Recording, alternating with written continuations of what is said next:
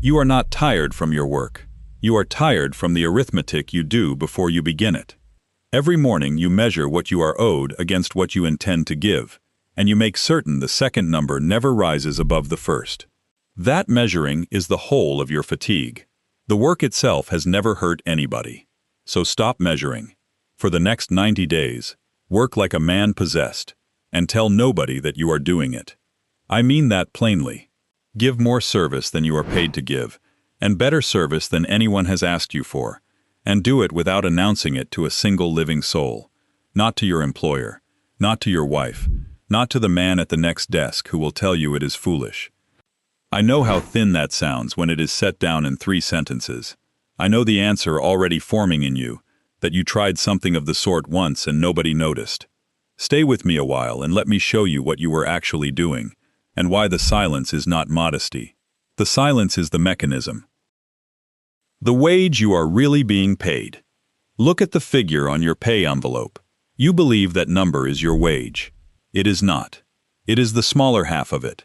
The other half is not money, and it does not arrive on a Friday.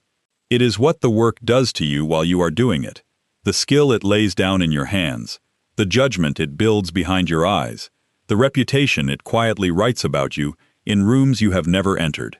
That half is paid out whether anyone is looking or not, and it compounds. Here is what I want you to notice. You have been treating the first half as the wage and the second half as an accident. Every man who ever came up out of nothing treated it the other way around. I sat with 500 men who had made fortunes, and I asked most of them the same tiresome question about their early years, expecting to hear about opportunity. I heard about hours instead, not brilliant hours, ordinary hours, given away for nothing, in the years when giving them away appeared to be a poor bargain. Consider what your present arrangement actually is. You have agreed to sell a fixed quantity of a perishable thing at a fixed price, and you have agreed to it for as long as you can stand it. There is no ladder in that arrangement. There is only a floor and a slow settling. The man who does no more than he is paid for has no sound basis on which to ask for more than he gets. That is not a moral position. It is an arithmetical one. He has furnished no evidence. He has established no case. He arrives at his employer's door with an appeal to fairness and nothing else in his hands. And fairness, as you have already found, is a poor advocate. Now hold that beside the other man. He has been delivering, for some time, a quantity of service that nobody contracted for. He has furnished evidence. He does not have to argue that he is worth more, because the record of it is lying on the desk between them, and it has been accumulating for a year. You may say the difference is unfair to the first man. I say the difference is simply visible. And I want to be exact about something, because the whole of this teaching turns on it. I am not asking you to be generous. Generosity has nothing to do with it. I am asking you to make a deposit into an account that pays a rate of return you have not yet believed in, and I am asking you to make it before you have any evidence that the account exists.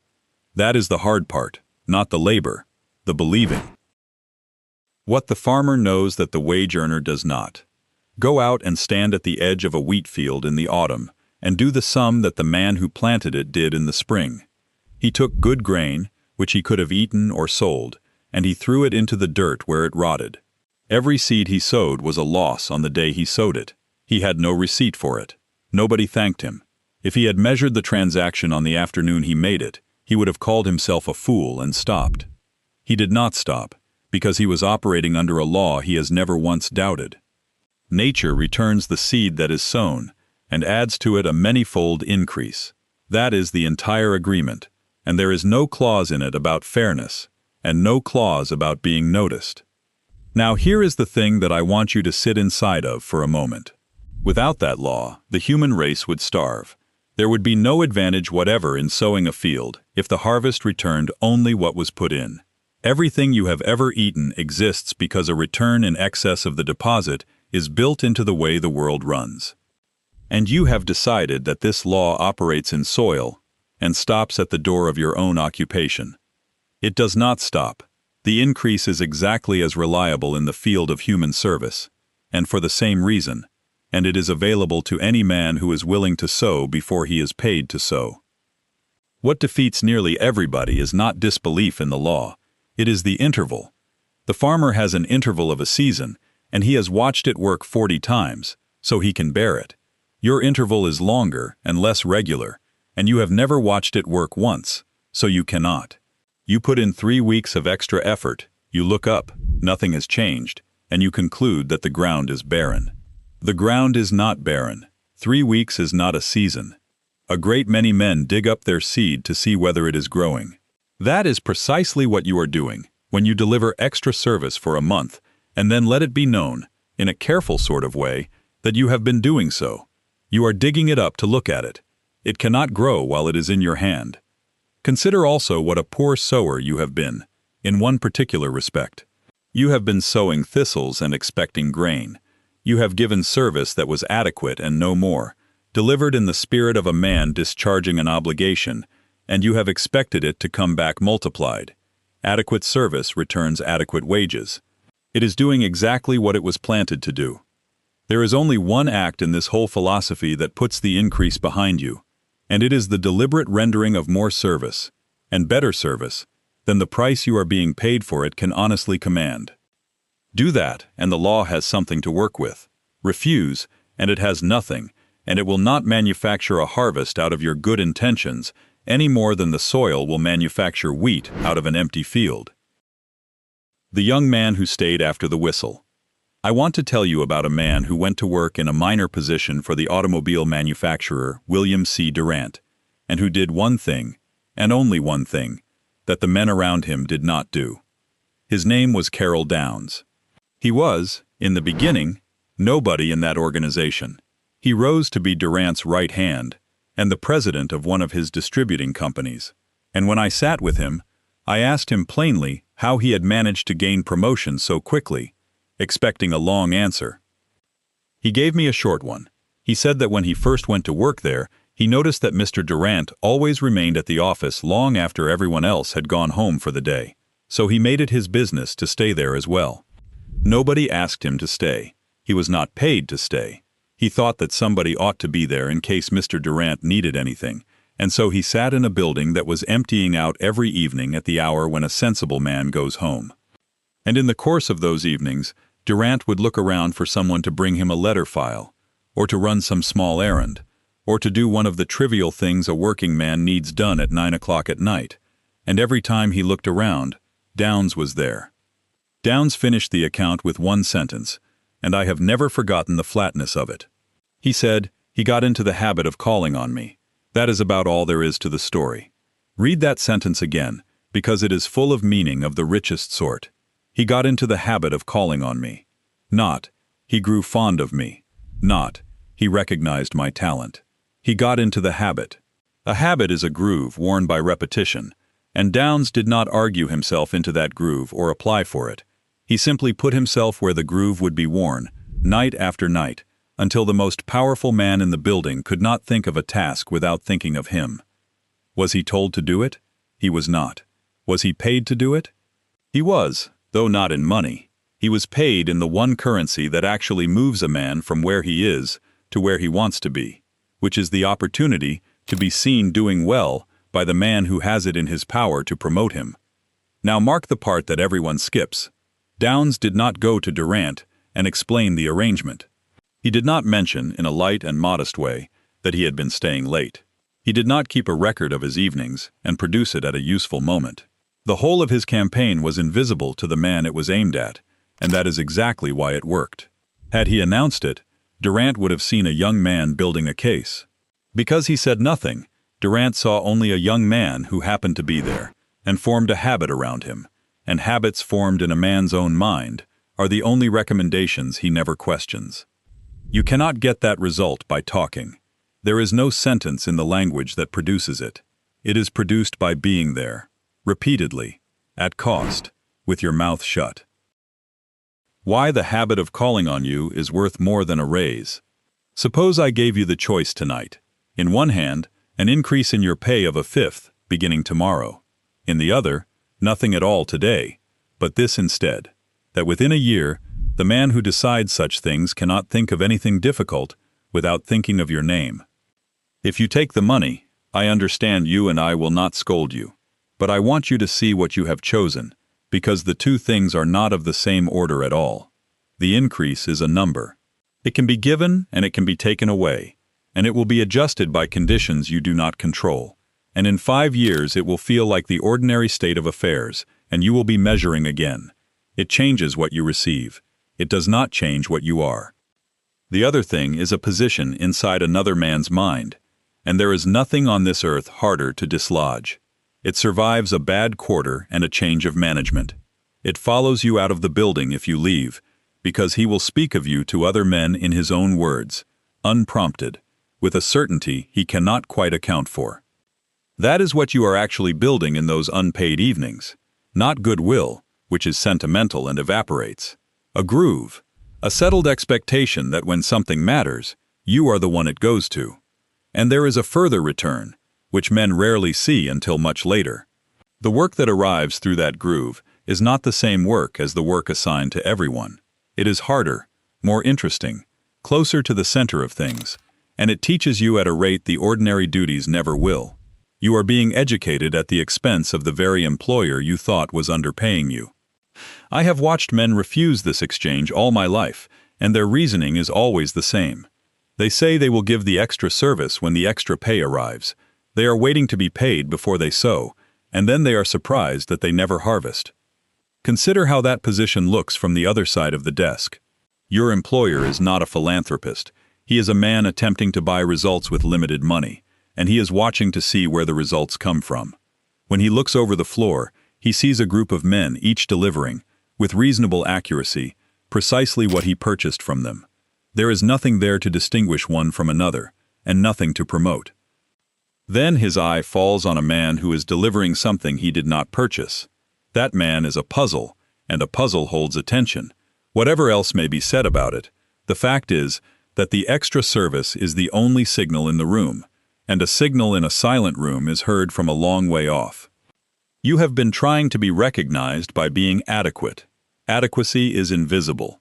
It is invisible because it is the condition of everybody who keeps his position, and no man is ever promoted for meeting the terms of his employment.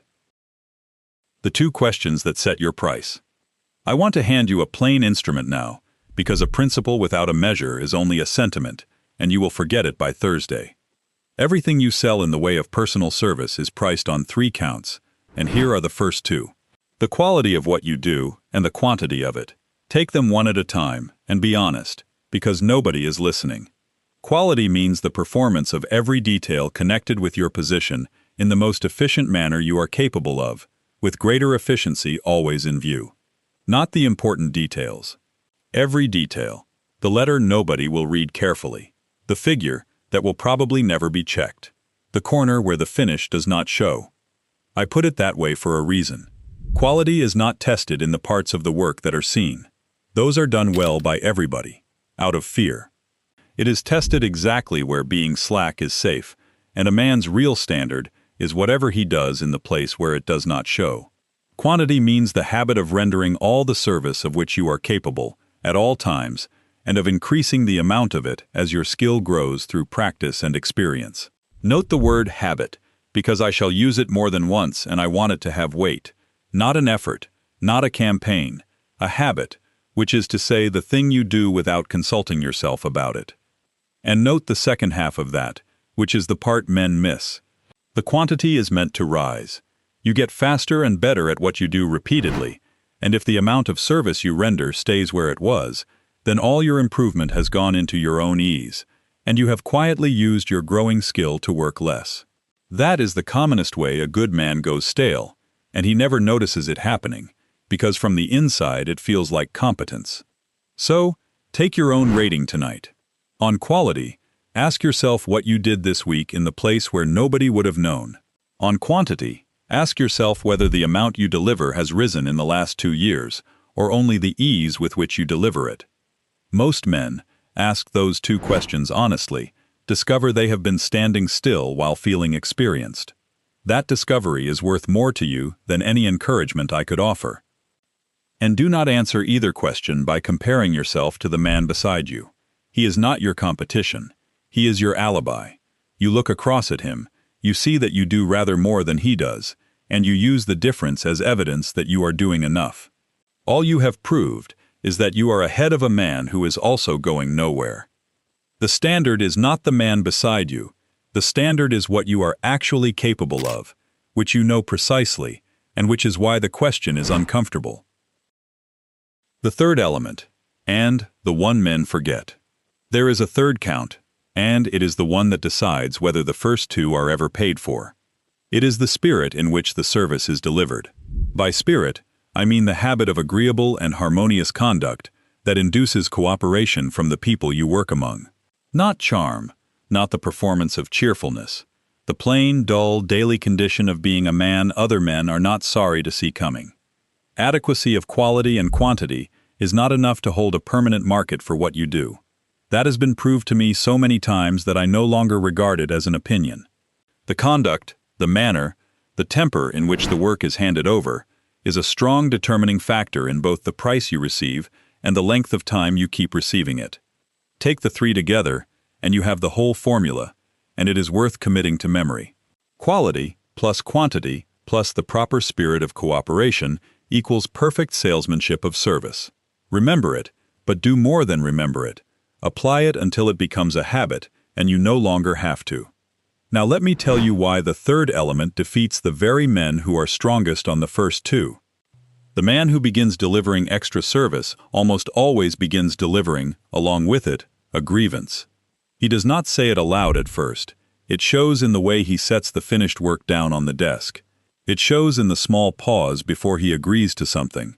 It shows in the tone he uses when he mentions the hour he left last night, and he mentions it in the form of a complaint about traffic, so that it does not sound like an announcement. He has soured his own harvest. The service was real, the extra hours were real, and the whole of it arrives wrapped in a demand for acknowledgement, which is the one wrapping that guarantees the acknowledgement will not come. I have known men who gave a great deal more than they were paid to give, for years, and were never advanced, and who concluded from this that the law is a fable. It is not a fable. They were sowing good seed with one hand, and pulling it up with the other, every single day, in the form of a resentment they believed they were concealing. You are not concealing it. Nobody has ever concealed it. A man's temper about his own work is the most legible thing about him. So the instruction is stricter than it first appears. Give the extra service, and give it in a spirit that would make sense if no reward were coming at all. Not because you are a saint, because a spirit of grievance destroys the very thing you are working to build, which is the settled and unforced opinion of the people around you. There is a hard test for this, and you can apply it tonight. Ask yourself whether you could keep the whole arrangement up for a full year, at the present pay, in good humor, without one hint of it being noticed.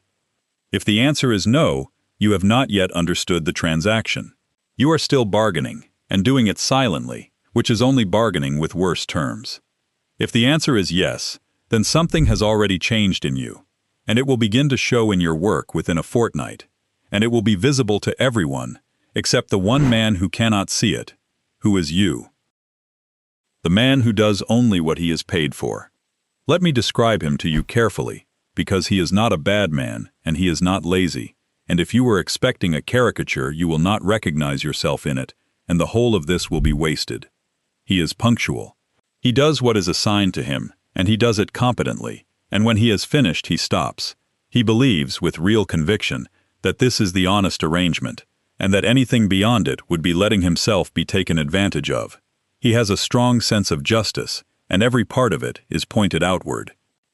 He is careful about his hours in a way that has nothing to do with laziness. He is careful because he believes he is protecting something. He watches the men who stay late with a mixture of pity and suspicion, and he has a phrase for them, and the phrase is always some version of, "They are being used." Now watch what happens to him over 20 years, because it is a slow thing and it never announces itself. His skill stops rising at about year 4, because he has met every kind of task his position contains, and nothing new is ever handed to him. His judgment stops developing, because judgment is built by carrying decisions, and nobody gives a decision to a man who has never volunteered for one. His reputation sets, like plaster, into a single sentence in other men's minds. He is reliable, and that is all, and he will be described in that way for the remainder of his working life. And here is the cruelty in it, which he never sees coming. The very carefulness that he adopted to protect himself is what makes him replaceable. He performs exactly the duties written down, which means the duties written down are a complete account of him, which means another man can be handed the same list and will do just as well.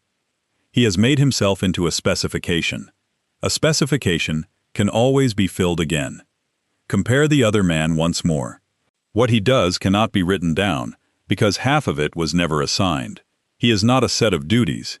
He is a working knowledge of how the whole thing fits together, gathered in evenings when there was nobody about to explain it to him. You cannot replace that with an advertisement, and every man on the floor above knows it. So when the hard year comes, and it always comes, the ledger is consulted, and the specifications go first. It looks like bad luck. It is not bad luck.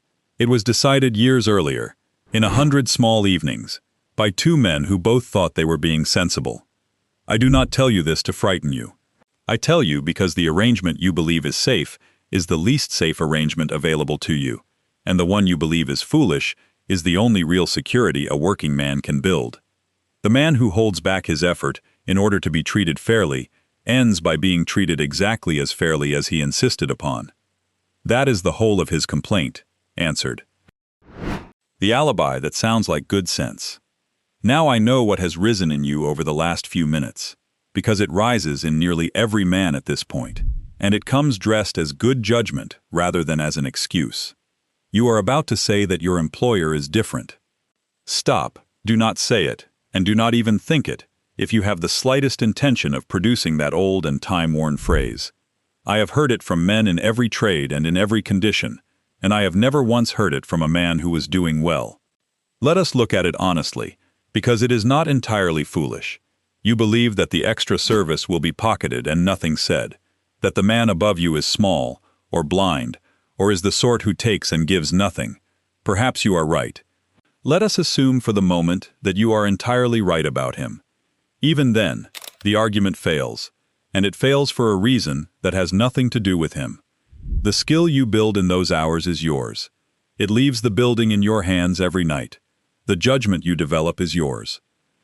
The habit of doing the whole of a thing well is yours, and once it is set, it operates on everything you touch for the rest of your life, including the work you will do for someone else, or for yourself. Your employer cannot take those. He does not even have access to them. All he can withhold is money, which is the smaller half, and which you were not going to be given anyway under your present arrangement. And there is a second answer, harder than the first. If the man really is what you say he is, then what you are building is the record that lets you leave. The competent man who has been holding back has nothing to show a new employer except a claim about himself. The man who has been giving full measure for 2 years has a body of work and a manner of working, and usually a small collection of people who will say a true thing about him without being asked. One of those men can move, the other can only apply. So the alibi does not survive either way. If your employer is a good one, the extra service is paid for. If he is a poor one, the extra service buys you the means of escape. There is no third case in which holding back is the wise course, and there never has been. I will grant you one thing, and only one. If the man above you is genuinely dishonest, if the arrangement is rigged rather than merely stingy, then you should be planning to leave, and you should be doing it deliberately. But you will leave with far more in your hands if you have spent the interval sewing rather than sulking, and you know that perfectly well. Which brings us to the real objection, the one under the stated one. You do not truly believe that your employer is different. You believe that you are. You believe you have already tried, and that in your particular case, the ordinary law was suspended. Hold that thought, because the next thing I have to say is about exactly that, and it is the reason your earlier attempt failed. Why you must tell no one what you intend. You have tried this before. I am nearly certain of it. Some year, after some disappointment, you decided to throw yourself at your work, and you kept it up for a few weeks, and then it died away and nothing came of it. I can tell you almost exactly how it died, and I have never met you. It died on the evening you told somebody, Perhaps you told your wife, because you wanted her to know why you were coming home late, and you wanted it understood that the lateness was purposeful. Perhaps you told a friend, in the form of a joke about how hard you were working. Perhaps you only let it be known at the office, by a remark about the hour, delivered lightly. Whichever it was, that was the evening the thing stopped being work and started being a performance, and a performance cannot be sustained, because it lives on the reaction of an audience, and the audience does not care. Here is the mechanism, and I want you to have it plainly, because it is one of the most useful pieces of knowledge in this whole philosophy. When you announce an intention, you receive a portion of the reward for having done it before you have done anything at all. The nods, the surprise, the small respect in another man's face, those are payments, and your mind accepts them as payments, and having been paid it, quietly reduces the pressure to perform. You feel encouraged. What has actually happened is that you have been paid off cheaply and sent home. The man who says nothing has no such release. The whole of the pressure stays inside him, where it is useful. He cannot spend any of it in conversation, so it has nowhere to go but into the work, which is precisely where you have been trying to send it for years. Silence is not a virtue in this. It is a valve held shut. There is a further reason, and it is older and harder. Keep your eyes and your ears wide open, and your mouth closed. Those who talk too much do little else, and they are not aware of the exchange they are making. A man cannot listen and hold forth at the same time, and nearly everything worth knowing about how the work really operates is learned in the half hour when you are the only one in the room not talking. So let one of your first decisions be this, and make it tonight. A closed mouth, and open ears, and open eyes. You will find it uncomfortable for about a week. After that, you will begin to notice how much you were giving away, and how little you were getting for it, and you will not want the old arrangement back. And when the 90 days are done and something has changed in your position, you will be tempted to explain, at last, what you did. Do not. Let it stand as a thing that happened. The man who explains his own campaign turns a result into a claim, and a claim can be argued with, and a result cannot. The envy you cannot see and cannot answer. There is a colder reason for silence, and I would rather you heard it from me than learned it the way most men learn it. When you disclose your plans and your purposes, you are handing them to people who will take great delight in defeating you, because they envy you. That is a hard sentence, and I will not soften it. Some of the people who wish you well in a general way do not wish you well in particular, and they will not know this about themselves, and neither will you until it is done. Envy does not present itself as envy. It arrives as concern. It arrives as a question you cannot answer, put to you in a friendly tone at the exact moment your resolve is thinnest. Are you not tired? Is it really worth it? Do you not think they are taking advantage of you a little? Is your family not seeing rather less of you? Every one of those is a knife, and every one of them is held out to you handle first, and you will thank the man for it. I am not asking you to become suspicious of your friends. Suspicion is a poor way to live, and it will cost you more than it saves. I am asking you to notice something simpler. Most men are not able to watch another man climb out of the condition they share without feeling something move in them, and that something looks for a way to be helpful. The remedy is not to accuse anybody. The remedy is to give them nothing to work with. If nobody knows that you are attempting anything, then nobody can offer you the friendly question that dissolves it. Your evenings are just evenings. Your work is just work. There is no campaign to inquire after, no progress to be measured out loud, no chance for a man who loves you to hand you an excellent reason to stop. And there is a particular case of this that I want to name, because it is the one that catches good men. It is not your rivals who will talk you out of it. It is the people closest to you, and they will do it out of love, because they can see the cost, and they cannot see the return, and their arithmetic is the same arithmetic you have just abandoned. They are not wrong to worry. They are simply working from the visible half. You have decided to act on the invisible half, and you cannot ask them to see what has not happened yet. So carry it alone for the season. Not in secrecy that feels like deceit, which corrodes a house. In the ordinary quiet of a man who does not narrate himself. When the result arrives, it will speak in a language everyone understands, and no explanation will be required from you at all. Show it first, then say it if you must. There is an old epigram I want you to copy out in large letters tonight and put where your eye will fall on it every day.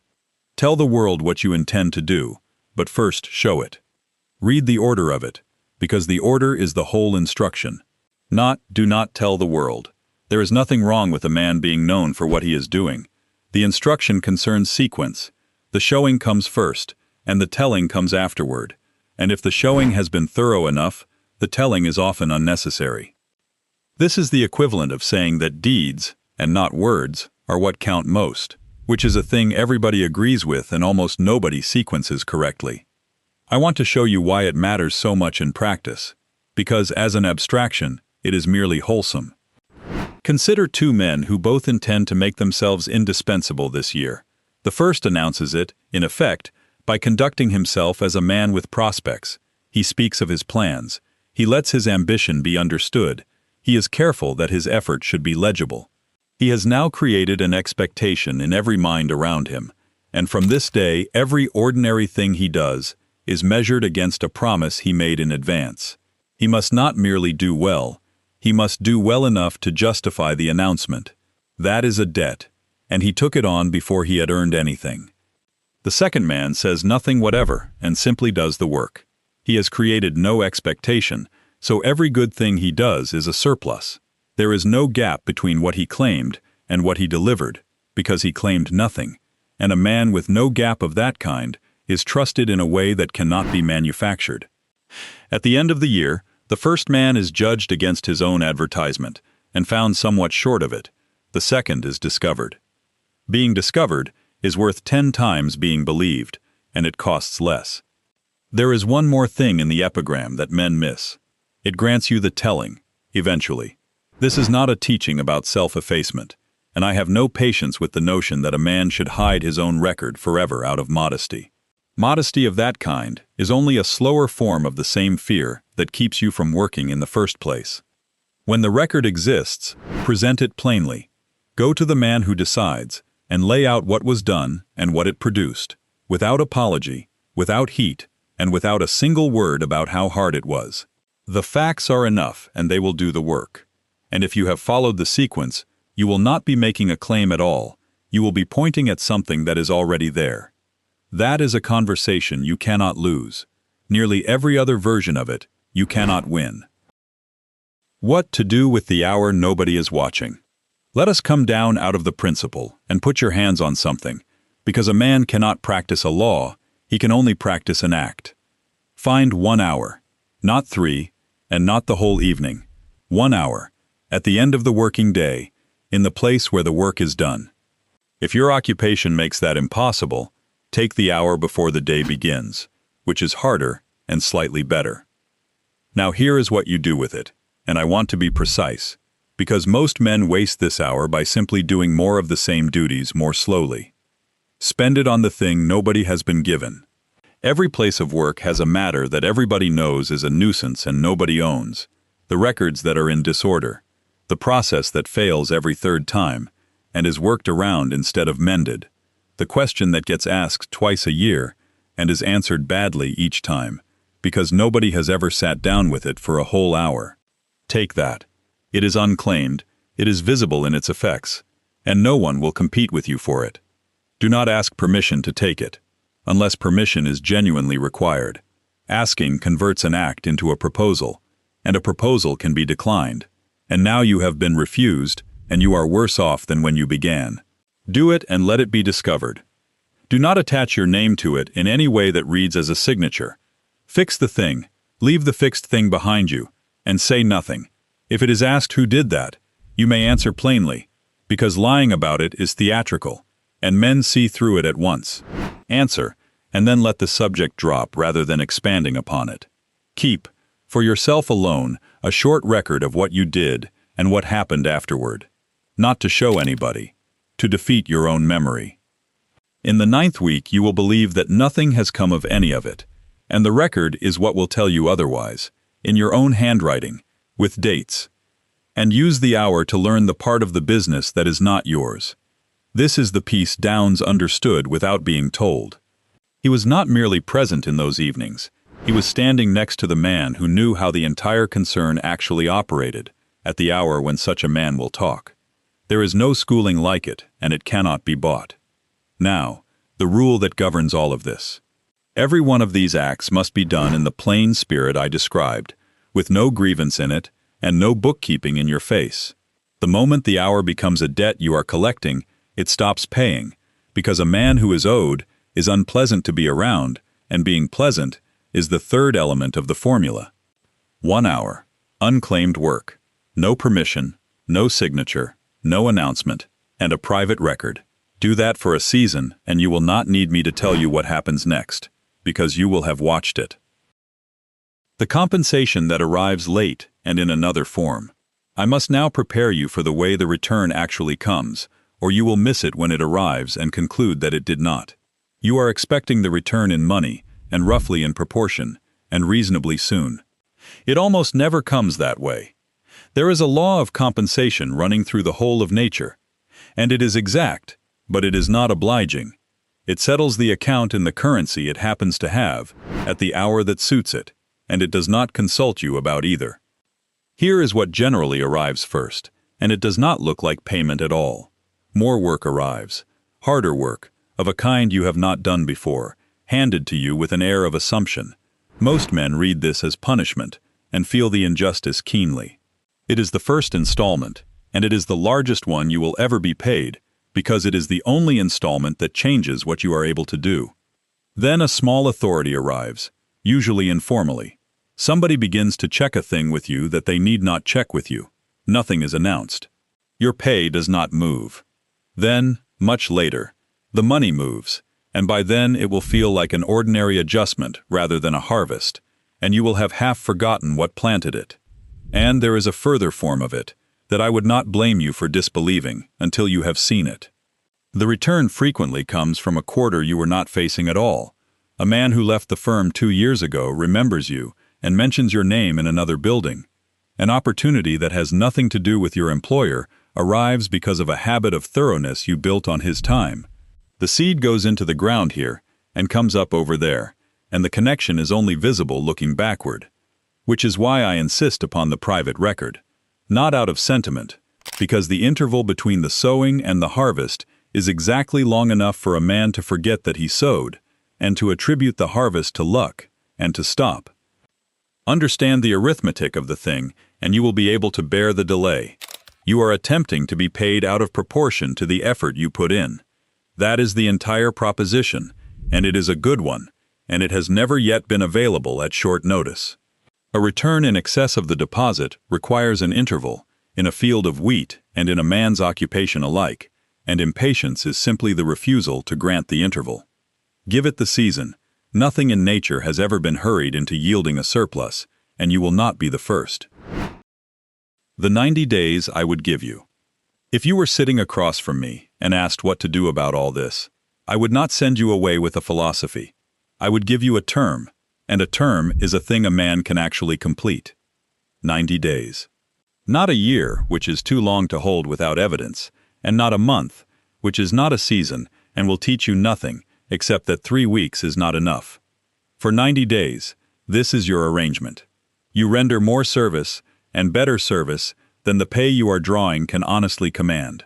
You do it in a good humor, without a word of complaint about the hours, and without one syllable to anybody about what you are attempting. You take the unclaimed work, you keep the private record, and you do not dig up the seed to look at it. And you agree with yourself now, in advance, that nothing whatever is required to happen inside those 90 days. That clause is not optional. Without it you will spend the whole term watching for a sign, and watching for a sign is how a man converts a settled decision back into a hope. I will tell you what to expect at each stage, because knowing the shape of it is half the endurance. The first fortnight is easy, and you will feel splendid. Do not trust that feeling. It is the pleasure of a new resolution, and it belongs to the resolution, not to you. Somewhere in the 4th or 5th week, it will go flat. The work will feel like exactly what it is, which is unpaid labor, and the arithmetic you abandoned at the beginning of this hour will come back to you sounding extremely reasonable. This is the point at which nearly every man tells somebody, and the telling ends it. Say nothing, and go to work. Around the 8th week, something will happen that you did not arrange, and it will be small, and if you are not paying attention, you will not connect it to anything. Someone will consult you. A different sort of task will be put in your hands. Write it in the record. And at 90 days, do not stop and take an accounting. And above all, do not go to anyone to present your case. Simply notice whether you wish to continue. That is the only test that matters, and I will tell you plainly why. If the 90 days have done their work, the arrangement will have stopped feeling like a term you are serving. It will have become the way you work. And on the day it becomes the way you work, the whole question of whether it is being noticed becomes uninteresting to you, which is precisely the condition in which men are promoted. What happens when the habit becomes the man? I want to close on the part of this that has nothing to do with your position, your pay, or the man who decides such things, because it is the part that lasts longest, and it is almost never mentioned. Somewhere in the 2nd or 3rd month, if you hold to it, the thing stops being something you are doing and becomes something you are. That is not a figure of speech. A habit is not a decision repeated. It is the point at which the decision is no longer being made, and the act is simply what happens. And when the habit of doing more than you are paid for sets in a man, it does not stay at his place of work. It cannot be confined there, any more than a habit of carelessness can be confined to one room of a house. You will find yourself finishing things at home that you would once have left at 9/10. You will find that a promise you made lightly has become a promise, without your having decided to take it more seriously. You will find that you have stopped asking, before a piece of work, what is strictly required, and that the question no longer occurs to you at all. That is the real return, and it is paid in a currency your employer never had. Now let me be plain about what such a man is worth, because I do not want to leave you with a warm feeling instead of a fact. A man of that kind cannot be held down for very long, and the reason has nothing to do with justice. He cannot be held down because he is useful, and usefulness of that order is scarce, and scarce things are competed for. If the house he is in will not pay him what he has become worth, another house will, and there is nothing his employer can do about it except pay him. The world is not sentimental about such men, and it is not required to be. It simply cannot afford to leave them where they are. Set that beside the position you occupied at the beginning of this hour. You were attempting to secure your future by carefully withholding. You believed you were protecting yourself, and what you were actually doing was keeping yourself exactly as valuable as your written duties, which is the one condition in which a man has no power at all. The whole of what I have said comes down to a single reversal, and I shall put it as flatly as I can. You have been waiting to be paid before you would work. Every man who came up out of nothing worked before he was paid, in the years when it looked like a bad bargain, and said nothing about it while he was doing it. There is no third method. In all the years I spent taking apart the lives of men who accumulated fortunes and men who accumulated nothing, I never once found a case that ran the other way, and I looked for one, because it would have been a great convenience to me and to everybody I taught. So begin tonight, at the ordinary hour, with the ordinary work in front of you. Do more than the arrangement requires. Do it better than anyone checked for. Do it in a good temper, in the place where it does not show, for a season long enough to be a season. And when the pressure builds in you to have it known, hold your mouth shut and put the pressure back into the work, because that pressure is the only fuel you are ever given for free. The world will discover you in its own time and in its own currency. That is not your department, and the men who make it their department are the ones who are never discovered. Yours is the sowing. The increase has been arranged for since before there were men to argue about it, and it has never once failed to arrive in a field that was actually planted. Go and plant yours.